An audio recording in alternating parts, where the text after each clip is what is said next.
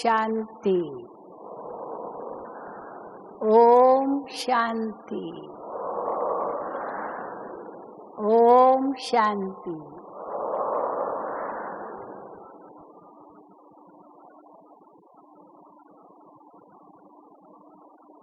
प्यारे बाबा ने हम बच्चों को श्रीमत देकर कितना महान बनाया है। श्रीमत हमारे लिए केवल ज्ञान अमृत ही नहीं है, लेकिन हमारे जीवन का आधार है। और वो कहाँ से मिलती है श्रीमत? बाबा की मुरलियों से। शिव बाबा ब्रह्मा मुख द्वारा जो महावाक्य उच्चारण करते हैं, वो श्रीमत हम बच्चों को मिलती है। जिस श्रीमत का पालन कर हम आत्माएं कितनी ऊंची बन गई है। भविष्य में तो देवता बनेंगे ही, लेकिन वर्तमान समय भी हम ऊंचे से ऊंचे ब्राह्मण हैं। ब्रह्मा के मुख द्वारा एडॉप्ट हुए शिव बाबा के बच्चे ब्रह्मा के मुख द्वारा भगवान की श्रीमत हम सुनते हैं और अपने जीवन को धन्य धन्य बनाते हैं। लेकिन अब हमें श्रीमत को अच्छी तरह समझने के लिए मुरलियों की इतनी गहराई में जाना होगा। कई भाई बहने मुरली तो पढ़ते हैं, बाबा कई बार कहते हैं नियमी नाथ बन जाते हैं। अमृत वेले नियम से उठना, योग में बैठना, मुरली सुनना आदि आदि सब करते हैं। लेकिन मुरली की गहराई क्या होती है? उस गहराई में जाकर पहले मनन करना, चिंतन करना, मंथन करना, उसका स्वरूप बनना, अर्थात प्रैक्टिकल जीवन में लाना। उसके लिए कुछ अपने अंतर का निरीक्षण करना, फिर उसका विश्लेषण करना कि बाबा हमसे आखिर क्या चाहते हैं। उसको हम कहते हैं सचमुच मुरली का सही अध्ययन करना। और आज से जून महीना शुरू हुआ है। इस जून महीने को हम मम्मा के लिए समर्पित करते हैं। 24 जून को 1965 मम्मा ने अपना देह त्याग किया था। आज से 53 वर्ष पूर्व, 52 वर्ष पूर्व मम्मा ने कैसे बाबा की मुरली को आत्मसात किया, या यूं कहें जैसे भागवत में वर्णन है कि जब श्री कृष्ण मथुरा जा रहे थे कंस का वध करने लिए, तो राधे ने उनको जाने नहीं दिया। आप फिर कब लौटोगे? ये मुश्किल होगा, इसीलिए आप न जाओ, या तो वायदा करके जाओ कि आप अवश्य लौटोगे। और उसके लिए श्री कृष्ण ने उनको अपनी बांसुरी दे दी कि ये अमानत है, इससे सीधे मैं वापस ज़रूर आऊँगा। तो राधे ने, कोई कहते राधे ने वो उसकी मुरली चुरा ली कि पता नहीं, हाँ इनकी अमानत होगी तो जरूर वापस आएंगे, कोई ऐसे कहते हैं। तो मानो संगम युग पर भी मम्मा ने जैसे भगवान की मुरली को ऐसे चुरा लिया, यूं कहें तो गलत नहीं होगा। मम्मा कैसे एक एक अक्षर मुरली का इतना ध्यान से पढ़ती थी। सभी दादियों को हमने देखा, मम्मा की तो मुरलियां आप सुनते भी हो, दादियों के भी क्लासेस आप सुनते हो। इतनी गहराई में जाती थी हमारी दादियां बाबा की मुरली को पढ़कर। मैं एक छोटा सा उदाहरण देती हूँ दादी जानकी जी का। एक बार मैं दादी जानकी के पास गई, कुछ काम था। उस समय दादी जानकी मुरली पढ़ रही थी। अब मैं जैसे पहुंची, मैं बैठ गई बाजू में कि दादी पूछेगी फिर मैं सुनाऊंगी। लेकिन मैंने देखा दादी उस मुरली पढ़ने में इतनी मग्न थी, जो बात मत पूछो। आंख ऊपर करके भी नहीं देखा कि कौन आया है, इतनी उसमें व्यस्त थी। तो मैं दादी को देख रही थी कि कितना दादी उसमें कितनी मगन है। तो हमने इतनी प्रेरणा ली दादी से, क्या सचमुच हम भी ऐसे मगन होते हैं बाबा की मुरली जब सुनते हैं या पढ़ते हैं? इतने मगन होते हैं या किसने बुलाया फिर गए वहाँ, छोड़ा, ये किया। और हमने देखा दादी जी ने जब तक मुरली पूरी नहीं की तब तक आंख भी ऊपर उठाकर नहीं देखा। लेकिन मैं आनंद ले रही थी, हाँ, दादी को देख करके कि दादी देखो कितना मुरली में मग्न है। कितना बड़ा हमने दादी से कितनी प्रेरणा ली। तो ये दादियों का प्यार था। बाबा से प्यार माना बाबा की मुरली से प्यार। पर हम देखते हैं कई भाई बहने नेमी नाथ तो बन जाते हैं, मुरली भी पढ़ते हैं, क्लास में भी जाते हैं, लेकिन फिर उनसे पूछो आज बाबा ने क्या सुनाया, तो बहुत सोचने लगते हैं क्या सुनाया क्या सुनाया। तो बाबा कई बार कहते थे डब्बे में ठिकरी, एक खाली डब्बा हो, अब उसमें ठिकरियाँ भर दो ना, मिट्टी के बर्तन, मिट्टी का कुछ होता है तो वो टूट जाए तो उसके टुकड़े टुकड़े होते हैं, तो उसको ठिकरी कहते हैं। तो डब्बे में ठिकरी, अब उसमें डाला और आवाज करो डब्बे को, एल्यूमिनियम का डब्बा हो या कोई भी, तो आवाज करो तो आवाज तो खूब होगा क्योंकि कुछ तो पड़ा है ना उसके अंदर। लेकिन क्या पड़ा है? ठिकरियां पड़ी है। तो सुन तो लिया हमने बाबा के महावाक्य, लेकिन फिर रिपीट नहीं कर पाते। चलो रिपीट भी कर पाते हैं, परंतु उसकी गहराई में जा कर के उसको मनन चिंतन करके मंथन करके सुना नहीं पाते हैं। क्यों? क्योंकि उसका महत्व इतना समझते नहीं है। हम दादी जानकी जी का बहुत सुंदर उदाहरण देते हैं। दादी जानकी जी जब बाबा के पास आई यज्ञ में, तो मुरली के लिए तो बहुत प्यार था दादी को, और बिल्कुल आगे आगे बैठती थी। बाबा की मुरली चलती थी, बिल्कुल आगे आगे बैठती थी और आगे बैठ करके ऐसे सिर हिलाती रहती थी। बाबा कई बार मुरलियों में कहते हैं कि डांसिंग गर्ल जो होती है ना, अगर वो नाचती है तो वो लोग अगर ताली नहीं बजाते हैं तो उनको उमंग नहीं आता है, तो उमंग लाने के लिए कहेंगे ताली बजाओ, हाँ, उमंग लाने के लिए, या वंस मोर करो, तो और जोर से नाचेगी इस प्रकार।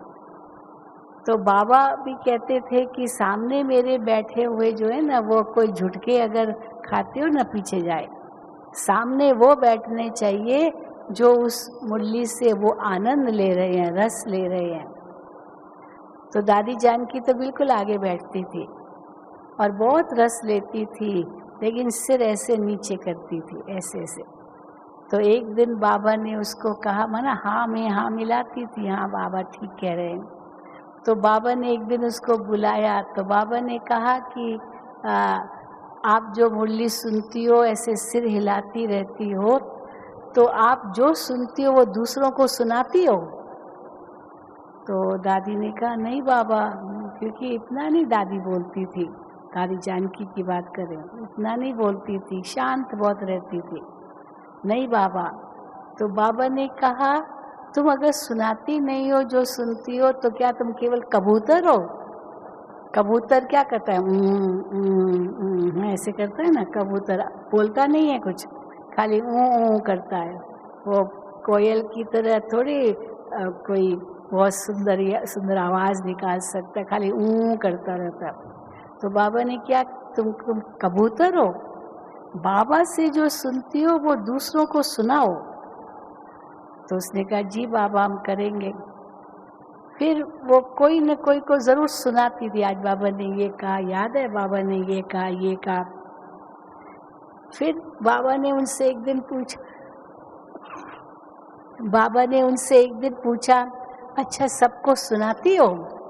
तो कहा बिल्कुल बाबा, आप जो कहते हैं अंगे अखरे वो ही शब्द में बाबा दूसरों को सुनाती हूँ। बाबा ने ये कहा, ये बाबा के ही शब्द सुनाती हूँ।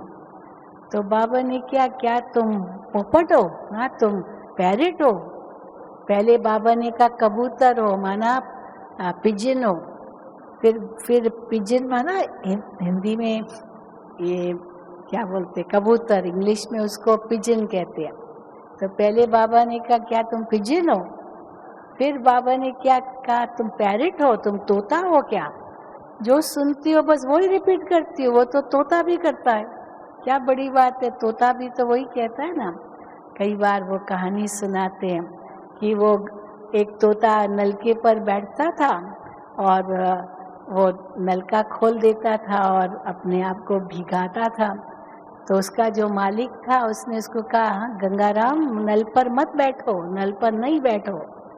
अब वो नल पर भी बैठता था और पानी खोलता था और भिगाता था और कहता रहता था, गंगाराम नल पर नहीं बैठो, गंगाराम नल पर नहीं बैठो, क्योंकि समझ तो थी नहीं, जो सुन लिया वो बोलता था। तो बाबा ने दादी को कहा, क्या तुम तोता हो क्या, पैरेट हो? जो बाबा ने कहा वही सुनाती हो, उसमें अपना विचार सागर मंथन करो, विचार सागर मंथन करके सुनाओ। ये तो ठीक है जो बाबा ने कहा, पर विचार सागर मंथन करके सुनाओ। देखो मम्मा कैसे सुनाती है, मम्मा ऐसे नहीं बस कहा और बोला, सुना और बोला, मनन करती है, चिंतन करती है, मंथन करती है, तब उनकी देखो उनकी मुरली, मम्मा की मुरली का कितना महत्व है।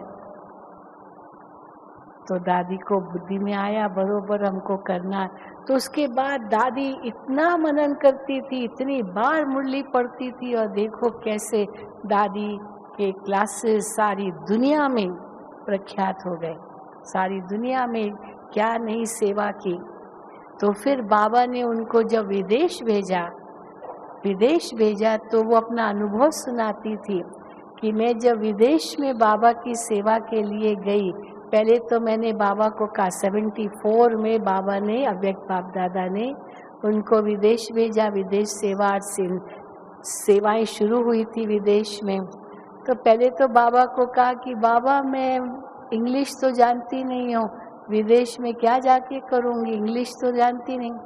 बाबा कहते थे कि बच्ची आपको इंग्लिश पर ज़रूरत नहीं है, आपको बहुत इंटरप्रेटर, वो ट्रांसलेटर मिल जाएंगे, आपका भाषण ट्रांसलेट करेंगे, बस आपको जाना है, आपको सकाश देनी है। फिर दूसरा एक बहाना दिया, बाबा मधुबन जैसा बाबा का कमरा वहाँ कहाँ मिलेगा? बाबा ने कहा तुमको मधुबन वहाँ जाके बनाना है। इसीलिए कोई बहाना नहीं चल सकता है, क्योंकि मधुबन से जाना नहीं चाहती थी। मधुबन भारत उनको प्यारा था। तो बाबा की मुरली से हमें जो श्रीमत मिलती है, हम उस पर कितना ध्यान देते हैं, कितना हम उसे अपने जीवन में लाते हैं। बाबा कभी मुरली में कहते हैं, बाबा राय देते हैं, बच्चे ऐसे ऐसे सेवा करो, बच्चे ऐसे ऐसे आपस में सेमिनार करो, वरना मीटिंग करो, नए नए प्लान्स बनाओ। तो बाबा राय देते हैं। तो राय भी एक श्रीमत है, ऐसे नहीं हल्के में हम लेंगे, क्योंकि बाबा अनेक युक्तियां बताते हैं, सेवा कैसे करो, वो भी मुरली में मिलती है। फिर बाबा हम बच्चों को आज्ञाएं करते हैं, बच्चे ये करना है, बच्चे ये नहीं करना है। ये बाबा की आज्ञा मिलना, ये श्रीमत है। लेकिन इस श्रीमत में कितना प्यार भरा हुआ है, हम ये देखते हैं ना, कितना प्यार भरा हुआ है। हर मुरली के अंदर कोई न कोई स्वमान जरूर होता है। ये बाबा का हम बच्चों के प्रति प्यार है। मुरली की शुरुआत ही मीठे मीठे बच्चे से होती है। आज भी बाबा ने मुरली में कहा, बाबा कितना मीठा है, कितना प्यारा है। जब ऐसे शब्द सुनते हैं तो कितना प्यार उभरता है बाबा के लिए, बाबा कितना प्यार करता है। तो आज मैं वो याद आ गया दादी प्रकाश मणि का वो दृश्य, कि दादी प्रकाश मणि जब ये मुरली सुनाती थी, क्लास में सुनाती थी, तो जब ऐसा कोई शब्द आता था ना, बाबा कितना मीठा है, कितना प्यारा है, और दादी ये कहते कहते कहते खो जाती थी, मुरली सुनाते सुनाते खो जाती थी, और फिर रिपीट करती थी, बाबा कितना मीठा है, कितना प्यारा है। फिर हम देखते रहते थे दादी को कि और आगे क्या कहेगी। फिर दादी कितना उसका कैसा रिएक्ट करती थी, बाबा को देखकर ऊपर हाथ ऊपर आके करके, बाबा ऐसे प्यारे, बाबा को खा जाऊं ऐसे करती थी दादी। यानी इतना प्यार अब कैसे जताए। तो इस प्रकार से मीठी चीज को क्या कहेंगे, खा जाएं। हाँ, गुलाब जामुन अगर रहता है वहाँ, गुलाब जामुन, रसगुल्ला, कुछ ऐसी मिठाई, तो मुख में पानी आ जाता है ना, खा जाऊँ, ऐसे बस खा जाऊँ, मुंह में डाल दो। तो दादी बाबा के लिए भी ऐसे करती थी, इतना प्यार उभरता था। तो हर मुरली में बाबा के लिए इतना प्यार उभरे, जो श्रीमद् भगवान हमको दे रहे हैं। बच्चे अपने आप को क्या समझो, आप कौन हो। साकार मुरली में तो जरूर कोई न कोई हमें स्वमान मिलता ही है। कल भी बाबा ने कहा आप शिव शक्ति सेना हो, फिर बाबा कहते आप खुदाई खिदमतगार हो।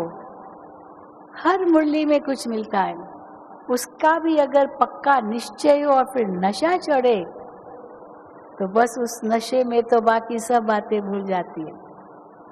कल भी बाबा ने कहा कि मनुष्य तो कितना नशा करते हैं। कल नो टोबैको डे था ना, तंबाकू निषेध दिवस।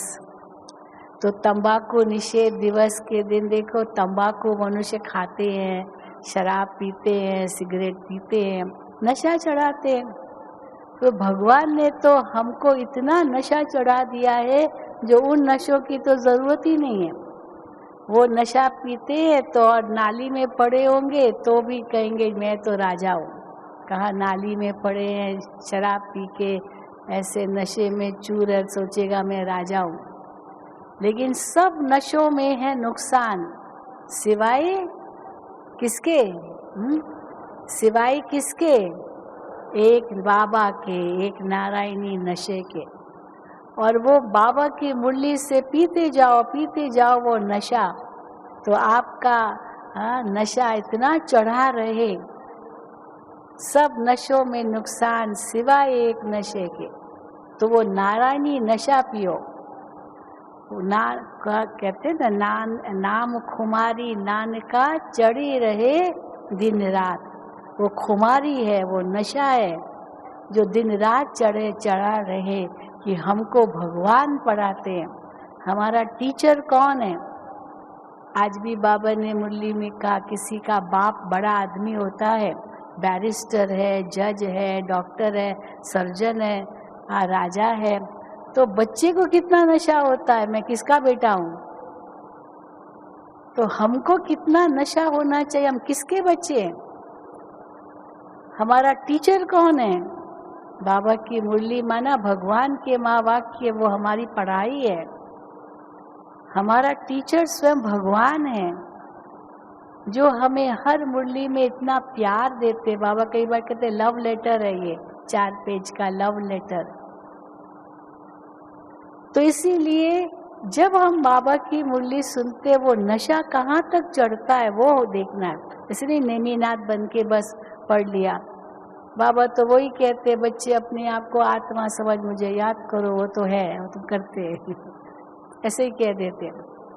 लेकिन अपने आप को आत्मा समझ मुझे याद करो, ये एक ऐसा पाठ है जो आदि का भी पाठ है और अंत का भी पाठ है। अंत में कौन मुझे याद आएगा? अगर बाबा के सिवाय और कोई याद आता है, इसका मतलब है कि हमने अभी तक मुरली का पाठ पढ़ा ही नहीं था। आज भी बाबा ने मुरली में कहा कि कोई मरने पर है, उनको कहते राम राम कहो, पर राम को तो वो जानता ही नहीं है, भगवान को जानता ही नहीं है। जिसने सारा जीवन कभी भगवान का नाम भी नहीं लिया, वो अंत में क्या राम राम कहेगा? कुछ नहीं कहेगा। हाय मेरा बच्चा, हाय फलाना, फलाना फलाना, उनको ही याद करेगा, देहधारियों को याद करेगा। लेकिन जब बाबा कहते हैं बच्चे अपने को आत्मा समझ मुझे याद करो, ये कोई कितनी उसमें गहराई है। और ये पाठ बाबा कहते हैं मैं कहता रहूंगा जब तक तुमको पक्का नहीं होगा। एक माँ होती है ना, बच्चे को बार बार टोकती है, कुछ कहती है, तो बच्चा कहेगा मम्मी आप बार बार कहती हो, तो माँ कहेगी कि बेटा जब तक तुम करोगे नहीं तब तक मैं कहती रहूंगी। तो बाबा भी क्या करते हैं, जब तक तुम देह अभिमान नहीं छोड़ोगे तब तक मैं कहता रहूंगा, क्योंकि अंत में यही काम आना है और कुछ काम नहीं आना है। न व्यक्ति काम आएंगे, न वस्तु काम आएंगे, न कोई वैभव या कोई बातें दुनिया की, कुछ काम नहीं आएगा। लेकिन ये तब होगा केवल एक बाबा की याद, जब बहुत काल का अभ्यास होगा, बहुत काल का अभ्यास होगा। क्योंकि बाबा ने कह दिया है सब अचानक होना है, सब अचानक होना है। इसलिए बीच बीच में बाबा हमें सावधान भी करते रहते हैं, बच्चे समय कम है, बच्चे समय कम है। उसके लिए बाबा कितनी शिक्षाएं देते रहते हैं, बच्चे जीते जी मर जाओ, आप मोए मर गई दुनिया। कितनी शिक्षाएं हैं, ये आज्ञाएं हैं बाबा की, ये शिक्षाएं आज्ञा के रूप में है। बच्चे ये करो, बच्चे ये नहीं करो, पर उसमें कितना प्यार भरा हुआ है, क्योंकि बाबा हमारा कल्याण चाहते हैं, सत्य ज्ञान देते हैं। सत्यम शिवम सुंदरम है, तो सत्य ज्ञान देकर के हमारा तीसरा नेत्र खोल देते हैं। कल्याणकारी बन करके हमें हर श्रीमत देते हैं। आज भी बाबा ने कहा मैं तुम बच्चों को आप समान बनाने आया हूँ, जो मेरे पास ज्ञान है मैं सब कुछ बच्चों को दे देता हूँ, सब कुछ। कोई ऐसी बात नहीं है जिसका ज्ञान बाबा के बच्चों को नहीं है। परंतु अगर प्रश्न है, कोई शंकाएं अभी तक है, माना अभी तक बाबा की मुरली पर पूरा ध्यान देते नहीं है, जो बाबा कहते उस पर चलते नहीं है। अगर चले तो एक एक ज्ञान का रत्न लाखों रुपयों का बाबा कहते हैं इतने माला माल हो जाए, और जितना बांटे उतना और बढ़े। ये ज्ञान धन ऐसा है। इसलिए बाबा हमें श्रीमत जब देते हैं तो उसमें कितनी आज्ञाएं देते हैं। सोचो तो क्या सोचो, बोलो तो क्या बोलो, करो तो क्या करो। तो सोचने के लिए भी श्रीमत, बोलने के लिए भी श्रीमत, करने के लिए भी श्रीमत। खाओ तो क्या खाओ, हाँ, पहनो तो क्या पहनो। बाबा मना थोड़ी करते रंगीन मत पहनो, नहीं, भले पहनो बच्चे, लेकिन हाँ क्लास में आते हैं ड्रेस, वाइट ड्रेस, ये बाबा का यूनिफॉर्म है, स्कूल में जाते हैं ना, बाकी शादी में जाते भले पहनो, बाबा मना थोड़ी करते हैं। तो हर चीज के लिए बाबा हमें श्रीमत देते हैं। और अगर समझो कोई मूंज हो कि पता नहीं करूं न करूं, उस समय वो याद रखो अगर ब्रह्मा बाबा यहाँ होते तो वो क्या करते। ब्रह्मा बाबा इस समय यहाँ होते तो क्या करते। मुझे भी वही करना है, मुझे भी वही करना है जिसको बाबा कहते हैं बाप के कदम पर कदम रखना, जिसको बाबा कहते हैं बस कॉपी करना है। दुनिया में कॉपी करना नॉट अलाउड, नहीं है, छुट्टी, पकड़े जाएंगे, फिर सजा होती है कॉपी किया। और यहाँ बाबा कहते हैं खूब कॉपी करो, बाबा को कॉपी करो। 10 कदम ब्रह्मा बाप के 10 कदम, ब्रह्मा बाबा ने क्या किया। कितनी बातें बाबा की मुरलियों में आती है। जब शिव बाबा ने ब्रह्मा बाबा को जो कहा, धक से आगे पीछे कुछ नहीं सोचा, वो पालन किया। शिव बाबा ने ब्रह्मा बाबा को कहा कि बच्चे तुम्हारी जो चल अचल प्रॉपर्टी है वो सब माताओं के हवाले कर दो, इनको इनके नाम पर विल कर दो। उसमें मम्मा को लीडर बनाया था। बाबा ने ये नहीं सोचा, भले रहते परिवार में थे, बच्चे थे, पोतरे दोतरे थे, सब था, 5 बच्चे थे, 3 बेटियां 2 बेटे, शादीशुदा थे का सब, तो सब थे। लेकिन जब शिव बाबा ने ये कहा कि माताओं के नाम पर विल कर दो अपनी सारी प्रॉपर्टी जो बाबा की थी लौकिक में, बाबा ने और आगे कुछ नहीं सोचा। क्यों नहीं सोचा? किसने कहा है? भगवान ने कहा है, भगवान ने कहा है। जब शिव बाबा ने कहा कि सबको प्रतिज्ञा करनी है कि हम अपने जीवन को पवित्र योगी बनाएंगे, सबने प्रतिज्ञा की, ब्रह्मा बाबा ने भी की। बाबा के आगे कितनी परीक्षा आई। लोगों ने कहा, हे दादा लेखरा लखीराज, ये आपने क्या किया? इतनी छोटी छोटी बच्चियों को आपने प्रतिज्ञा करवा दी पवित्र योगी बनने की, इन्होंने तो दुनिया देखी नहीं है। तो बाबा क्या कहते, ये मैंने नहीं करवाई, ये उसने करवाई। उसने मुझे भी कहा, मैं भी तो गृहस्थी था ना, मैं भी तो परिवार में हूँ, कोई परिवार छोड़ा थोड़ी, सन्यासी थोड़ी बना, परिवार में था। पर शिव बाबा ने मुझे ये प्रतिज्ञा कराई तो मेरे साथ इन्होंने भी की, क्योंकि शिव बाबा ने कहा। तो बाबा को कहते थे, आप तो बूढ़े हो गए, आपने की तो कोई बड़ी बात नहीं, आपके तो पोते दोते सब हैं, लेकिन इन बच्चियों से क्यों कराई? तो बाबा ने कहा, ये मैंने नहीं कराया, इसलिए उनसे जाके पूछो, वो जानते हैं।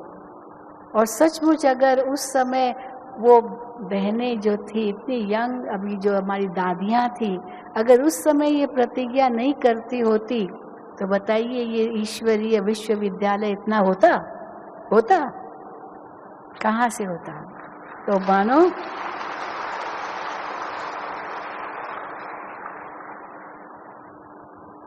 तो उस समय जो बाबा ने किया, इसलिए ब्रह्मा बाबा ने कुछ नहीं आगे सोचा, शिव बाबा ने कहा है।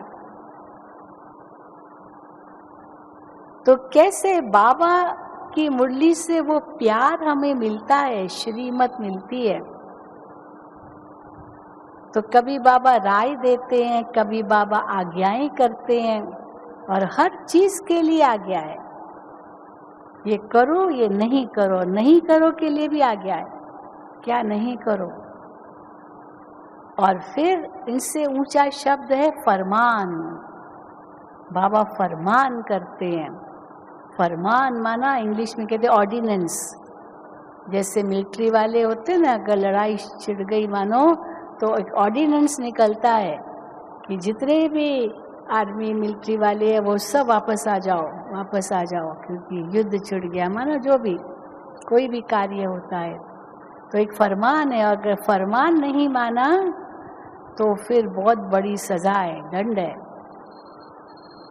तो भगवान का भी हमें कितना फरमान मिलता है, क्योंकि बाबा चाहते ये मेरे बच्चे होवनहार देवताएं, ये मेरे मददगार बच्चे, विश्व को बदलने वाले बच्चे, सृष्टि को पावन करने वाले बच्चे। अब बाबा चाहे तो सब कुछ अपने आप कर सकता है, वो तो सर्वशक्तिमान है, लेकिन बाबा कितना नम्र होकर कहते, बच्चे तुम सब मेरे मददगार हो, तुम्हारे बिना मैं कुछ नहीं कर सकता। खुदाई खिदमतगार बाबा ये बार बार कहते हैं। तो हम बाबा की खिदमत में हैं, सेवा में हैं, उनकी सेवा में है माना जो उनकी श्रीमत है, जो उनकी आज्ञा है, जो उनका फरमान है, वो मुझे पालन करना है। लेकिन उसमें कितना प्यार भरा हुआ है, कितनी प्राप्ति भरी हुई है। भगवान हमको विश्व का मालिक बना रहे हैं। आप सोचो तो सही, कितनी बड़ी बात है ये, छोटी मोटी प्राप्ति नहीं है। छोटी मोटी प्राप्ति तो दुनिया में सब करा लेते हैं, लेकिन विश्व का मालिक बनाना ये कितनी बड़ी प्राप्ति है। पर उसमें कोई संशय उठाए, बाबा कहते तो हैं पर पता नहीं। हाँ, ये निश्चय ही नहीं है। तो एक तो निश्चय नहीं तो नशा तो चढ़ेगा ही नहीं, पहले तो निश्चय चाहिए। ये कौन कह रहा है? जब नशा चढ़े उसका, तब हम उसी अनुसार हम करें। आज बाबा ने कहा तुम, आज बाबा किया, बाबा ने काम दिया, तुम्हारा धंधा क्या है? तुम्हारा धंधा क्या है? आत्माओं को परमात्मा से मिलाना, दलाल बने हो। आज बाबा की मुरली में था, दलाल बने हो। दलाल होता है ना बीच में, अब कुमार कुमारी की सगाई करानी है तो वो दलाल कहता है ये लड़का है, ये लड़की है, और फिर वो लड़की के माँ बाप को कहता है देखो ये लड़का बहुत होनहार है, बहुत अच्छा है, और लड़की को कहता है अरे तुम आज शादी करोगी ना, तुम जाके महारानी बनोगी, इतना धनवान है, मतलब बहुत कुछ। वो दलाल बीच में बहुत कुछ कहता है। या शादी के समय भी बीच में ब्राह्मण होता है, वो दोनों का हथियाला बांधता है, दोनों को एक करता है, अग्नि को साक्षी मान के परिक्रमा कराता है, प्रतिज्ञाएं लेता है। तो आप समझो उसने तो दलाली का काम किया बस, अब उसको अपना कमीशन मिल गया है ना, उसको ब्राह्मण को दे देंगे, दक्षिणा दे देंगे, जो भी है। लेकिन फिर वर और वधू का आपस में काम है। अगर वधू वर को याद करने की बजाय वो ब्राह्मण को याद करना शुरू कर दे तो क्या होगा? वो ब्राह्मण तो बीच में आया और दोनों को मिलाया, फिर उसके बाद वधू का काम क्या है? वर को याद करना। पतिव्रता स्त्री उसको कहते हैं, पति तुम्हारा परमेश्वर है, जो कुछ भी कहते हैं। अब शिव बाबा ने ब्रह्मा के रथ में प्रवेश कर अपनी पहचान दी। अब आत्मा परमात्मा अलग रहे बहुकाल, सुंदर मेला कर दिया जब सतगुरु मिला दलाल, दलाल के रूप में मिला, और दलाल के रूप में मिल कर के नजर से निहाल किया। वो भी आज की बाबा की मुरली में था। तो आप सोचिए कि भगवान इतना प्यार हम बच्चों को करते हैं, क्या उस प्यार को महसूस करते हैं? ये प्यार तब महसूस हो जब सचमुच उनकी आज्ञाओं को हम महत्व दें, फरमान को महत्व दें। परंतु अगर यही हम नहीं निश्चय कर पाते, ये बाबा कह तो रहे हैं पर पता नहीं, तो कुछ भी नहीं कर पाएंगे। जैसे गीता में दिखाते अर्जुन के मन में कितनी शंकाएं थी। हर चैप्टर में भगवान उसको कुछ कह रहा है, पर ये कैसे होगा, कैसे होगा, मन को कैसे वश में करें, ये मन तो बहुत चंचल है, मन ऐसा है ऐसा है। फिर भगवान उनको ये भी कहता है कैसे करो, मैं इनको कैसे मारूं, मेरे मामा चाचा काका इनको कैसे मारूं। और भगवान कहते ये तो मरे हुए ही देखो, ये तो सब मरे पड़े हैं और आत्मा तो मरती नहीं है, तो तुम किसको मार भी नहीं सकते हो। है तो सारा आध्यात्मिक, लेकिन उसका रूपक बना दिया है। तो भगवान उनको आदेश देते हैं, पर उसके मन में प्रश्न ही प्रश्न है, कैसे करूं कैसे करूं। तो कैसे करो कैसे करो, फिर भगवान उनको कहते कैसे ऐसे करो, फिर कहते कैसे करो। माना निश्चय नहीं कि हमको सुना कौन रहा है। फिर जब उनको कहा मारो, तो वो के कैसे मारो, मेरे मोहवश था। फिर भगवान ने दूसरी युक्ति रची ताकि वो अपना कर्तव्य पालन करे। तुम कौन हो, पहचानो अपने आप को, तुम क्षत्रिय हो, मरो और मारो। क्षत्रिय का तो यही काम होता है। कल भी बाबा ने कहा वो शराब पिला देते, मरो या मारो। और क्षत्रिय लोगों की विशेषता थी, धर्त पड़िए धर्म न छोड़िए, प्राण जाए पर वचन न जाए। युद्ध के मैदान में जाते थे, पत्नी उनकी उनको तिलक लगाती थी और कहती थी हार खा के नहीं आना, विजयी बन के आना। अगर मर गए तो उसके लिए तैयार होती थी, खुद जौहर करती थी, पर हार खा के मुंह नहीं दिखाना। कितनी वीर थी, शूरवीरनियां वो राजपुतानी औरतें भी। सती हो जाती थी, न जाने क्या क्या था उन दिनों में। यानी जो आपने वचन लिया वो वापस नहीं लेना है, वो करना है। हम बच्चों ने भी बाबा को कितने वचन दिए होंगे, कितने बाबा से वायदे किए होंगे, लेकिन कितना हम पालन कर रहे हैं उन वायदों का। तो अर्जुन को कहा तुम क्षत्रिय हो, तुमको ये तुम्हारा ये कर्तव्य है, इसको पालन करो, नहीं तो कहेंगे कि हमारे पूर्वज जो थे वो तो कायर थे। कायर मत बनो। फिर भी अर्जुन वही शिकायत कर रहा है, नहीं कर, कैसे करूं कैसे करूं। फिर भगवान ने तीसरी युक्ति रची उनको समझाने की। उनको कहा मैं तुमको विश्व का मालिक बनाऊंगा, इस राजयोग से तुम राजाओं के राजा बनोगे, स्वर्ग का मालिक बनोगे। वो कहे ऐसा स्वर्ग हमको चाहिए ही नहीं जो मैं अपने रिश्तेदारों को मारूं।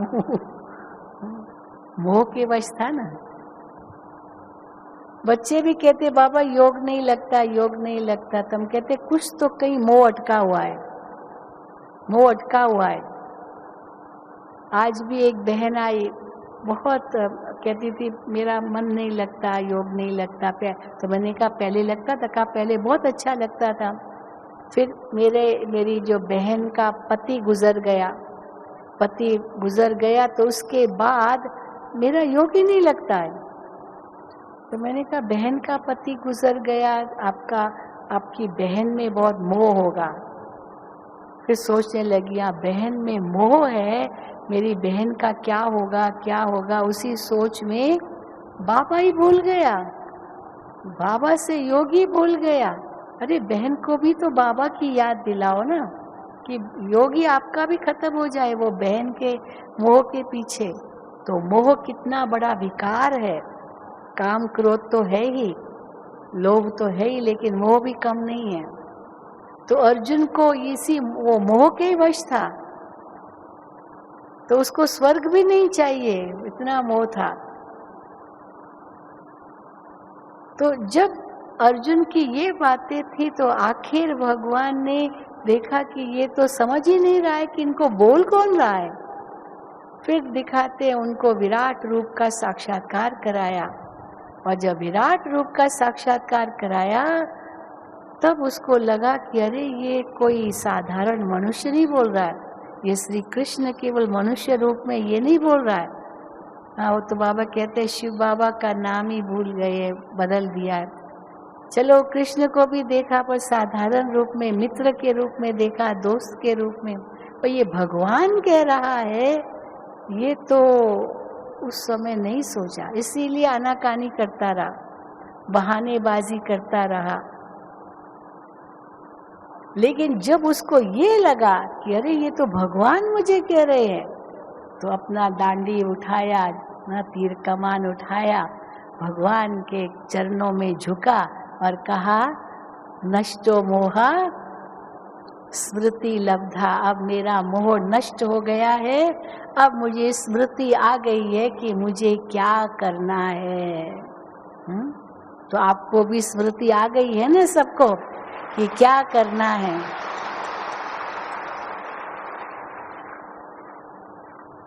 जो ओटे सो अर्जुन, जो आगे आवे वो अर्जुन है।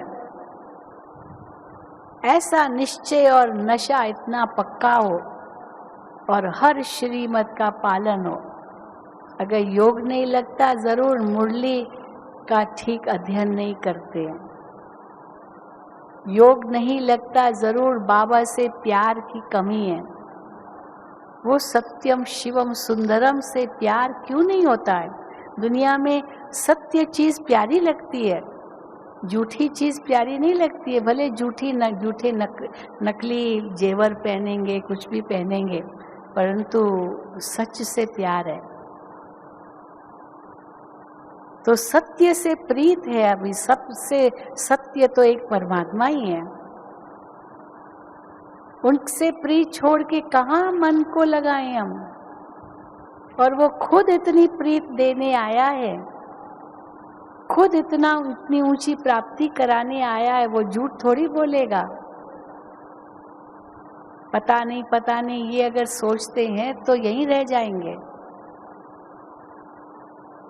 इसीलिए प्रीत रखने वाले केवल नहीं, बाबा कहते निभाने वाले बनो। केवल सोचने वाले नहीं, करने वाले बनो। तो बाबा का प्यार हमें पल पल पर मिलता है। बाबा की दुआएं हर पल पल पर मिलती है।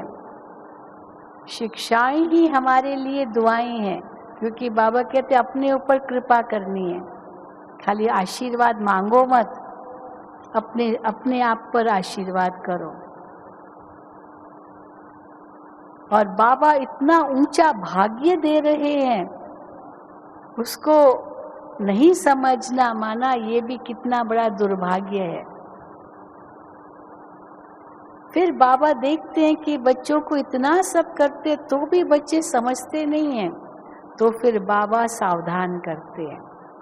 धर्मराज की भी याद दिलाते हैं मुरलियों में, बच्चे अगर श्रीमत का पालन नहीं किया तो धर्मराज की बहुत सजाएं खानी पड़ेगी। ये भी भगवान का प्यार है, क्योंकि बाबा नहीं चाहते कि बाबा के बच्चे धर्मराज की सजाएं खाए। कौन पिता चाहेगा कि मेरा बच्चा सजा खाए? अगर पिता जज है और उसका अपना बेटा कोई ऐसा गुनाह करके मुजरिम के रूप में उनके सामने खड़ा है, तो उस मुजरिम का तो सिर नीचे हो जाएगा, लेकिन उसके पिता जो जज रूप में है उसका सिर भी नीचे हो जाएगा कि मेरा बेटा ऐसा होता है ना। होता है बिल्कुल, कि मैं अपने बेटे को शिक्षा नहीं दी तभी तो मेरा बेटा ऐसा हो गया।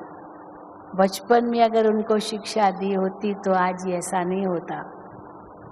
तो भगवान की हमें शिक्षाएं मिलती है। और फिर बाबा ये भी जानते हैं बच्चे 63 जन्मों का हिसाब किताब है, ये भी बाबा जानते हैं, ये भी बाबा कहते हैं। फिर बाबा ड्रामा को भी याद करते हैं, बच्चे नहीं करते हैं, बच्चे इनका पार्ट ही ऐसा होगा ड्रामा में, बाबा भी क्या करे। बाबा भी क्या करे। बाबा एक मुरली में बाबा कई बार कहते हैं कि अगर किसी को दुख दोगे तो दुखी होके मरेंगे। अब कोई सोचे बाबा ऐसे कहता है हमको, हमको क्या डरा रहे हैं, बाबा हमको धमकी दे रहे हैं, बाबा हमको ऐसे कह रहे हैं, क्या श्राप दे रहे हैं, दुखी होके मरेंगे। पर ये कहना पड़ता है कि नहीं तो सावधान कैसे होंगे। ये तो वास्तविकता है कि अगर दुख दिया तो दुख मिलेगा।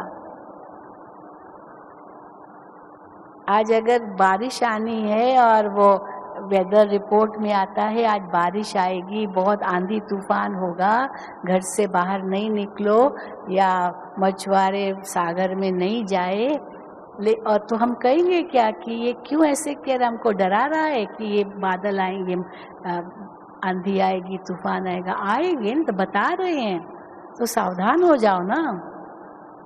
तो सावधान होने की वजह अगर के बाबा ऐसे क्यों कहते हैं, बाबा क्यों नहीं कहेंगे, पर इसमें प्यार भरा हुआ है।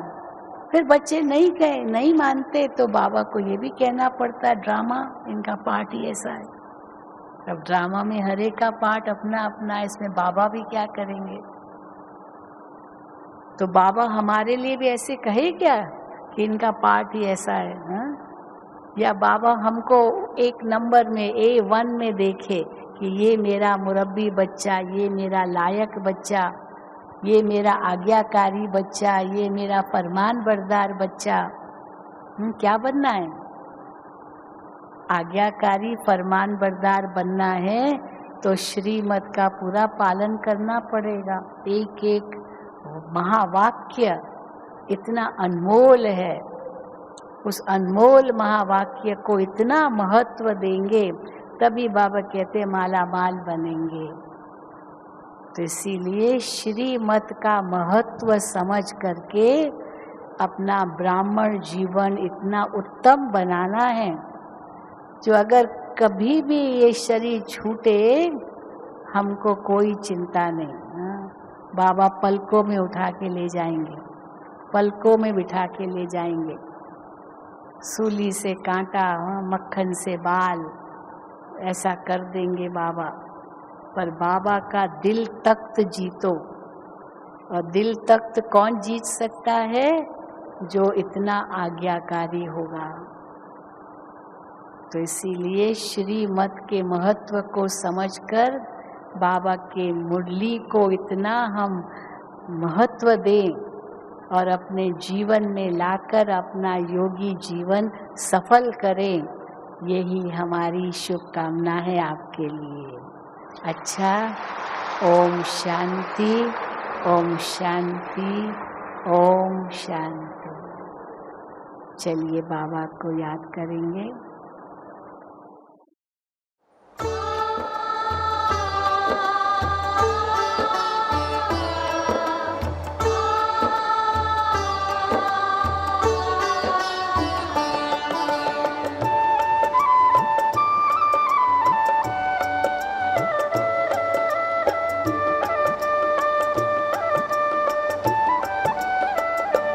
प्यारे बाबा तुम्हारा यही कहना है, पहने रहना गुणों का यूं ही गहना है।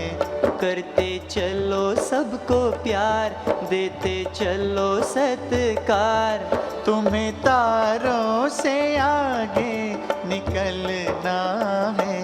प्यारे बाबा तुम्हारा यही कहना है, प्यारे बाबा तुम्हारा यही कहना है।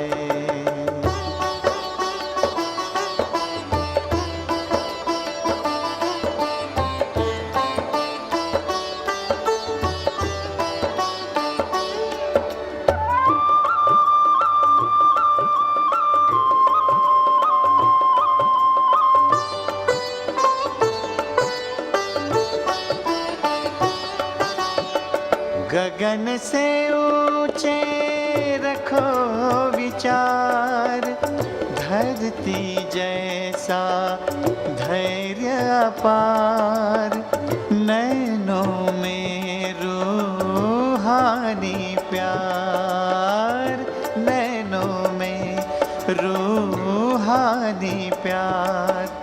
बेहद में रहना, नाहद में ठहरना, सदा नदिया सा बहते रहना है। प्यारे बाबा तुम्हारा यही कहना है, प्यारे बाबा तुम्हारा यही कहना है।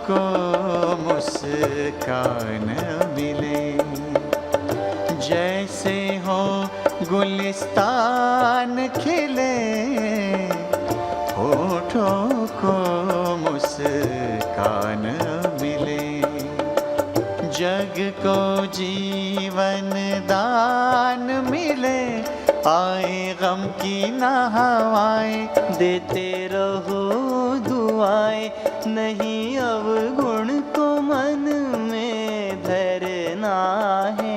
प्यारे बाबा तुम्हारा यही कहना है, प्यारे बाबा तुम्हारा यही कहना है।